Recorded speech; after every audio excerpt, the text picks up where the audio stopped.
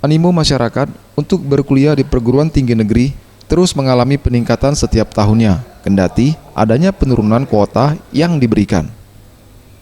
Wakil Rektor Unsri Zainuddin Nawawi mengatakan, di tahun 2019 untuk kuota SNMPTN hanya 20% dibandingkan tahun lalu yang mencapai 25%.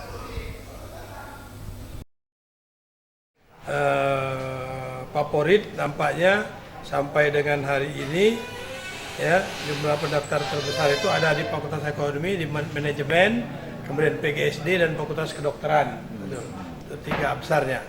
Untuk kuota Unsri sendiri, untuk kuota Unsri itu ada 7 ribuan ya, Perisangka 7 ribuan itu ya. Untuk SNMPTN 20% minimal, 40% itu untuk SBMPTN, kemudian untuk USMB-nya itu ada 30% maksimal. Dari hasil pendaftaran, sekitar 7.000 peserta telah memilih Unsri sebagai pilihan dengan Fakultas Ekonomi dan Kedokteran yang menjadi pilihan favorit. Setiap peserta diwajibkan untuk melakukan registrasi ulang sebelum pelaksanaan untuk memeriksa nomor dan ruangan ujian. Tim Liputan, Sriwijaya TV.